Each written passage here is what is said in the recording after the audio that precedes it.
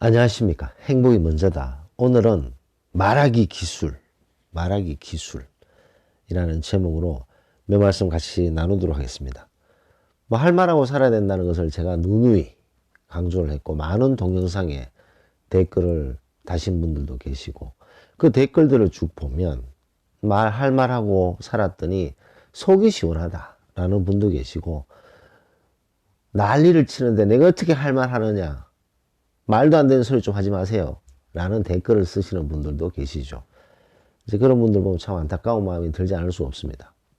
자기 어떤 마음에 할 말을 해본 적도 없고, 자기 내면의 목소리에 귀를 기울인 적도 없고, 그러다 보니까 남이 난리 치는 거에 더 신경이 쓰이는 거죠. 그러다 보면 계속 끌려가는 삶을 사는 안타까운 일이 아닐 수 없습니다. 자, 근데 그런 할 말을 할 때 참다 폭발하게 되면 니 죽고 내 죽자, 그렇게 되면 그 밥에 그 나물이 된다라는 것을 제가 몇 번 강조를 했는데, 그게 좀 헷갈리는 분들도 있으신 것 같아요. 그래서 좀 예를 들어서 좀 정리를 좀 해보는 것이 어떨까라는 생각을 하게 되어서 녹음을 하게 되었습니다. 소인배 상사가 있어요. 소인배 상사가 있습니다. 소인배 상사가 있는데 A하고 B하고 결정을 해야 돼요. A를 선택할 것이냐, B를 선택할 것이냐. 근데 B가 맞아요. 누가 봐도 B를 선택을 해야 되는데, 아니, 이 소인배, 머리도 나쁜 이 소인배가, 상사가 A를 선택을 하네? A를 선택해. A를 선택했는 건 분명히 잘못된 것 같은데. 자, 그때 그 부하 직원이 3명 있다 칩시다. 1, 2, 3, 3명 있어요. 3번은 뭐 완전히 예스맨이에요. 이 3번의 생각도 B가 맞는데, 이 소인배 상사가 A를 선택하니까, 네, 알겠습니다. A를 하겠습니다. A가 맞는 것 같습니다. 충성하겠습니다. 예스맨인 거죠, 예스맨. 그리고 이제 뒤에 가서, B가 맞는 것 같은데 왜 A라고 하는지 나 정말 미치겠네. 뭐 이딴 소리 하는 거죠. 이런 부류가 상당히 많죠. 그 다음에 이제 두 번째 부류를 보면, 그 소인배 상사가 A를 선택을 했는데 B가 맞는 것 같아요. 근데 말을 할 때 아무리 소인배지만 어쨌든 상사잖아요. 그 상사에게 에이, 그 말도 안 되는 그런 결정을 하시면 어떡합니까? B가 맞잖아요. A는 이런 문제가 있으니까 안 되고 B가 맞습니다 라고 얘기를 했어요. 자, 근데 그렇게 얘기하기에는 많은 아픔이 있었고 상처도 있었고 참다 폭발한 거예요. 이 소인배 상사, 내가 할 말하고 살겠다. B가 맞지 어떻게 A가 맞냐고. 그러면서 대들듯이 감정을 표현하면서, 아니, A가 어떻게 맞냐고. A가 이렇게 틀린 건데 B가 맞죠. A를 어떻게 선택할 수 있습니까? 라고 얘기를 했다 칩시다.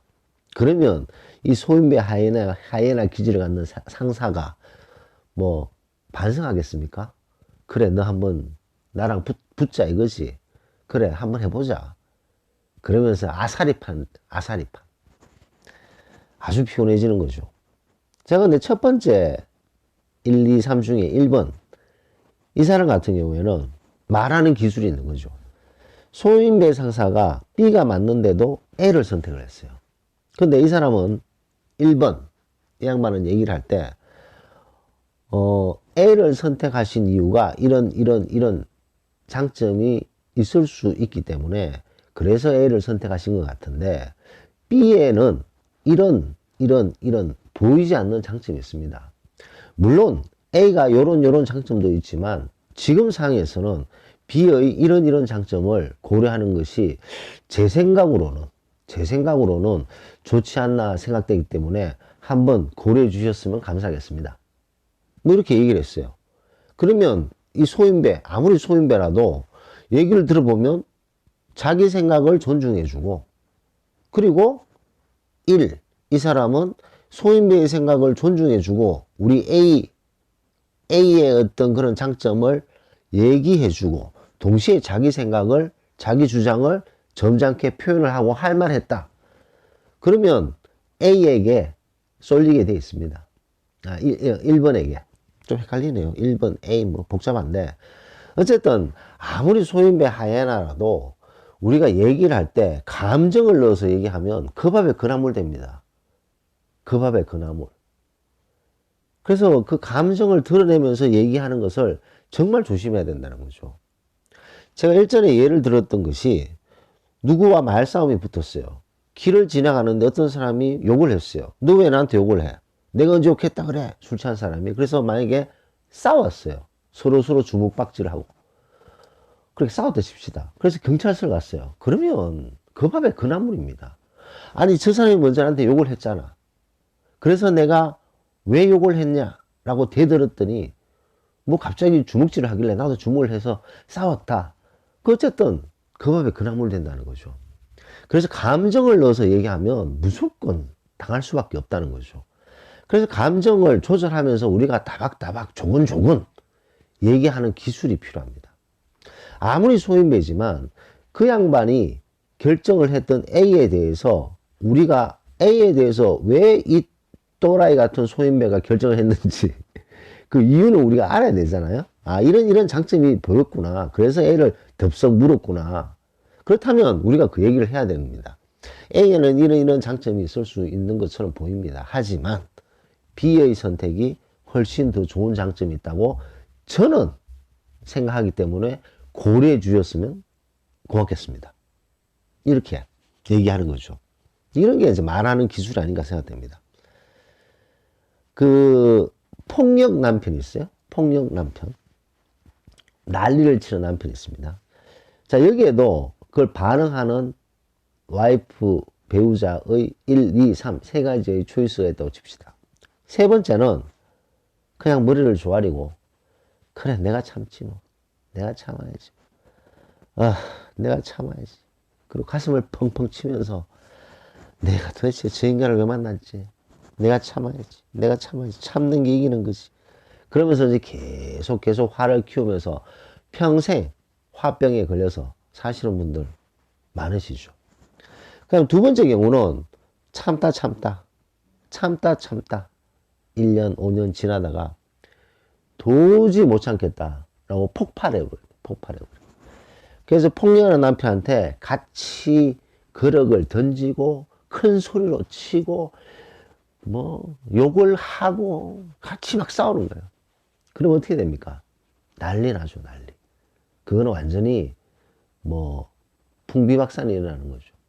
그래서 감정을 넣어서 우리가 말을 해버리면 안타깝게도 그 폭력 남편에게 그 밥에 그 나물이 돼버린다는 거죠.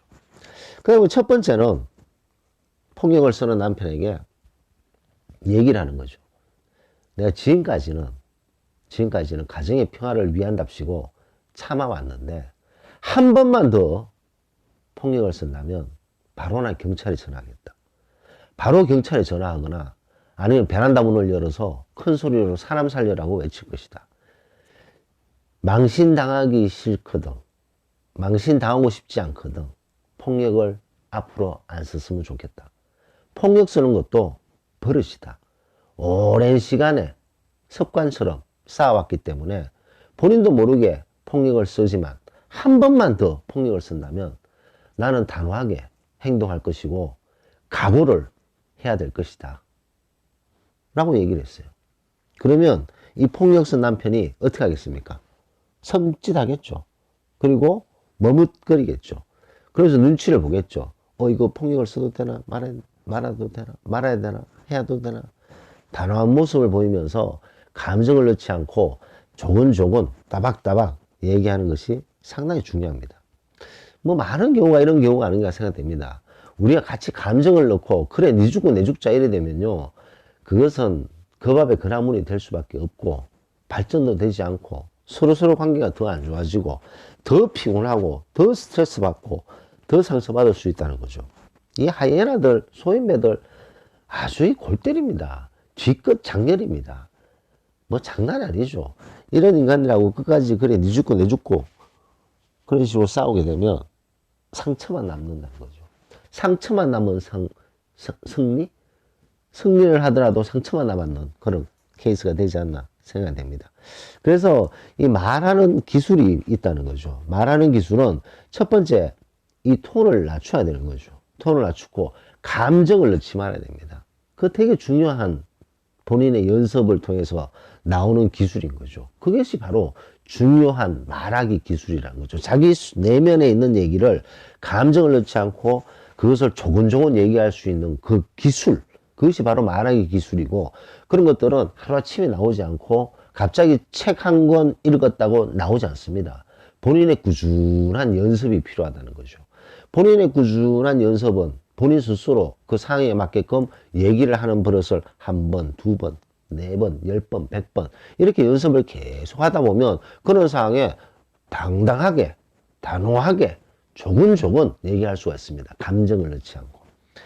근데 그게 상당히 중요한 기술인데 그런 기술을 연습한 적도 없고 생각한 적도 없고 필요한지 이유도 모르고 그러다 보니까 참다 감정이 팍 폭발해서 서로서로 비슷한 레벨로 가버리는 너무나도 안타까운 일들이 얼마나 많습니까? 그래서 이 말하는 기술, 말하기 기술은 본인이 스스로 습득해야 되고 본인이 이런 말하기 기술이 왜 필요한지를 정확하게 알아야 된다는 거죠. 참는 것 그냥 마냥 참고 내 머리를 조아리고 내 책임이다. 이건 이제 제일 안타까운 상황이고 그러다가 내 할 말 해야지라고 얘기를 빡 했는데 감정 조절을 못하게 되면 이것도 참 안타까운 경우가 됩니다. 그 밥에 그 나물이 되기 때문에. 그래서 본인의 연습을 통해서 항상 단호하지만 조근조근 따박따박 얘기하는 버릇을 습관을 가져야 되는 것이 중요하다는 말씀을 드리면서 녹음을 마치도록 하겠습니다. 감사합니다.